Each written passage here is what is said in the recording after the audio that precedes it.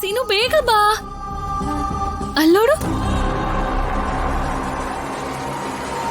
ಅಕ್ಕ ಭಾವ ಇಬ್ರು ಯಾವ್ದೋ ಊರಿಂದ ಬಂದ ಹಾಗೆ ಅಷ್ಟೊಂದ್ ಸಂತೋಷ ಪಡ್ತಿದ್ದೀರಲ್ಲ ಅದ್ಯಾ? ರಾಜಲಕ್ಷ್ಮಿ ಮನೆಗೆ ಹೋಗಿದ್ರಲ್ಲ, ಸುದ್ದಿ ತಿಳ್ಕೋಬಹುದು ಅಂತ ಇವಳು ಸಂತೋಷ.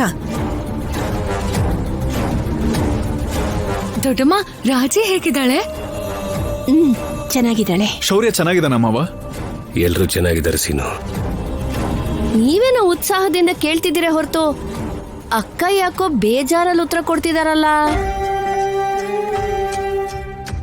ಅಣ್ಣ, ಬೀಗ್ರ ಮನೇಲಿ ಏನಾದ್ರೂ ಅವಮಾನ ಆಗುವಂತದ್ದಾಯ್ತಾ? ಅಂಥದ್ದೇನು ಇಲ್ಲಮ್ಮ. 2 ಜೋಡಿಗಳನ್ನು ಪೂಜೆ ಕೂರಿಸಿ ಅವತ್ತೇ ಮುಹೂರ್ತ ಮಾಡೋಣ ಅಂತ ಅನ್ಕೊಂಡ್ವಿ ಅಲ್ವಾ? ಆದ್ರೆ ಅವರು ನಮ್ಮ ರಾಜಿನೂ ಶೌರ್ಯನು ಕಳ್ಸೋದಿಲ್ಲ ಅಂತ ಹೇಳ್ಬಿಟ್ರು. ಅದಕ್ಕೆ ಬಂದ್ಬಿಟ್ವಿ. ಮುಗ್ದು ಹೋಯ್ತು.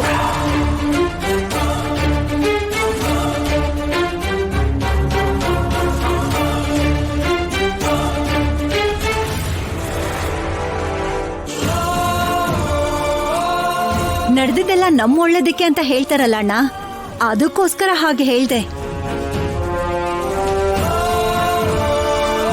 ರಾಜಿ ವಾಪಸ್ ಬರ್ದೇ ಇದ್ರು ಕೂಡ ನಿಮಗ್ ಸಂತೋಷ ಆಗುತ್ತಮ್ಮ? ಏನೋ ಹೊಸದಾಗಿ ಇವತ್ತು ಈ ತರ ಎಲ್ಲ ಕೇಳ್ತಾ ಇದ್ಯಾ? ದೊಡ್ಡಪ್ಪನ್ಗೆ ತುಂಬಾ ಬೇಜಾರಾಗಿದೆ, ನೋಡ್ತಿದ್ದೀರಾ ಅಲ್ವಾ? ರಾಜಿ ಇಲ್ದೇನೆ ನಾವ್ 16 ದಿನದ ಹಬ್ಬನ ಹೇಗ್ ಮಾಡೋದು? ಹಾಗನ್ಕೋಬೇಡ್ರಮ್ಮ. ಅವ್ರ ಮನೇಲಿ ಆಗ್ಬೇಕಾಗಿರೋ ಕಾರ್ಯಕ್ರಮನ ಇಲ್ಲೇ ನಡೆಸ್ತೀವಿ ಅಂತ ಕೇಳಿದ್ವಿ. ನಮ್ಮ ಕೋರಿಕೆನ ಅವ್ರು ಒಪ್ಕೊಳ್ಳಿಲ್ಲ ಅಷ್ಟೇ. ಅಲ್ಲಿವರೆಗೂ ಯಾಕೆ? ಆ ವಿಷಯಕ್ಕೆ ಬಂದ್ರೆ ಇದೆಲ್ಲ ನಡೆಯೋದು ಕಿಶೋರ್ ಅವ್ರಿಗೂ ಇಷ್ಟ ಇಲ್ವಲ್ಲ. ಇದೇನತ್ಗೆ ಅವ್ರ ಆ ಮಾತು ಹೇಳಿಲ್ವಲ್ಲ? ನನಗ್ ಹೇಳಿದ್ರು ಪಾರ್ವತಿ. ಅಷ್ಟಕ್ಕೂ ಇವ್ರಪ್ಪನ್ ರಾಗ ಕೇಳಿದ್ರೆ ಗೊತ್ತಾಗಲ್ವಾ? ಯಾಕೆ ಅಡ್ಡಪಡಿಸ್ತಾರೆ? ಇಲ್ಲಿ ಶಾಸ್ತ್ರ ಆಗ್ಲಿ ನಿಯಮಗಳಾಗ್ಲಿ ಅಡ್ಡ ಬರಲ್ಲ ಪದ್ಮ.